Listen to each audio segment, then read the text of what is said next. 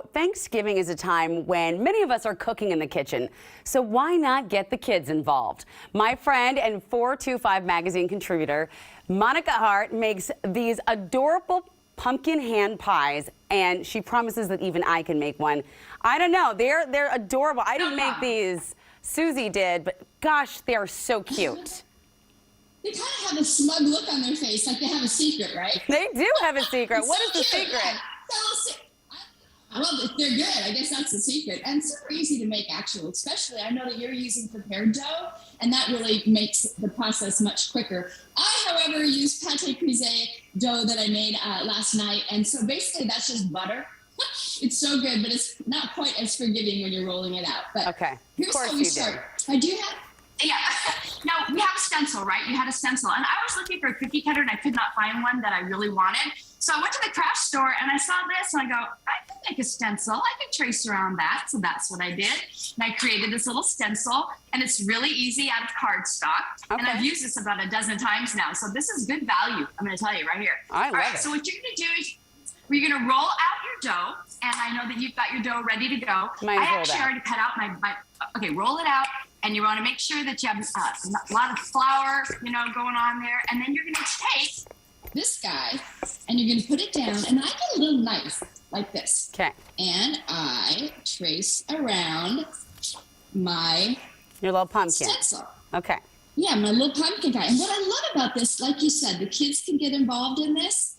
And I think it'd be fun for a Friendsgiving. I mean, it doesn't replace pumpkin pie, but it's just so cute, and I love to put it at the place setting because it's just so cute right there on the table at each place. Oh, that's a clever idea, Mon.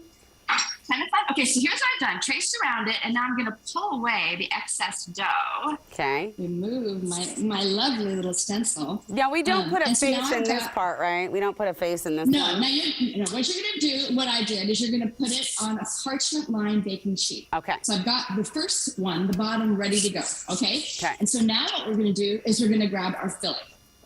So, the filling, so good. So what it basically is pumpkin pie, raw pumpkin pie that you get in a can. Okay. And then you basically follow the instructions on the can, like adding, I've got ginger, let's see, nutmeg, cinnamon, all this stuff. I even add a little bit of cayenne pepper. I know it sounds weird, but it's really good. Anything you say, I believe you, Monica. And of course, sugar. Now, I want to show you a little tip. This is my vanilla bean sugar canister. And what I do is when I bake, I use a lot of vanilla beans, and they're not inexpensive. So what I do is I have this canister, and when I'm done with the vanilla bean, I scrape the little pods, little beans. I put the pod in here, and so now I have ready-made vanilla bean sugar, and I use that in my filling because it gives it that little something that's super good. Okay, so we've got the filling. We're going to mix that up, and we're going to put it on the bottom stencil, and you're going to do about 3 tablespoons, I would say. 3 tablespoons? But you want to leave 2.5, 3. More, you can always do more, right? Yeah, that's true. Okay, so I like to use something like this, and I spread it out. But what you want to do is make sure you leave about a 1/4-inch border all the way around. Ah, okay, good to know. Yeah, and then you can mound it in the middle. Okay, so now you've got that on there. And so now you go and you're going to cut your second stencil. Okay. And the second stencil is the one that has the face. I'm going to put yes. Okay. Here. Yeah. And you just freehand it. I'm creative. I'm not that, I would say. Oh my gosh. Okay, I'm going to freehand it. All right. And you can do whatever you want. And it doesn't have to be perfect because once it bakes up, what's going to happen is it kind of morphs a little bit. Oh, even better. Super cute. Okay. Yeah. All right, so I'm giving a little nose. And this is something that the kids could do for sure. And then I'm just giving it just a little smile action. And you don't really need a sharp knife for this either. You can just, like the dough is easily cut, so that's safer for the kids too. I'm not into giving my kids kitchen knives because, man, you don't know my kids. I think that's probably not a good idea. Okay, and so then what I'm going to do is I'm going to line this up. Unfortunately, I just did this and of course it fell apart, but it doesn't matter. I'm so proud of myself right now. I have the power to fix it. Okay. Okay. So now you put the top little piece of the base on the top, and then you grab a fork. Okay. And you're going to, well, before you do that, actually, let's do this. Do you have a little egg yolk? I think you have a little egg yolk. I do, yes. Wash on the top. Yeah, I got it. All right. So do a little egg wash first? We're going to do a little egg wash on there. Little egg. And just spread it all around. Here we go. Yeah, you don't need too much. You don't want it too eggy. Okay, well, I got a little too eggy, but hey, you know.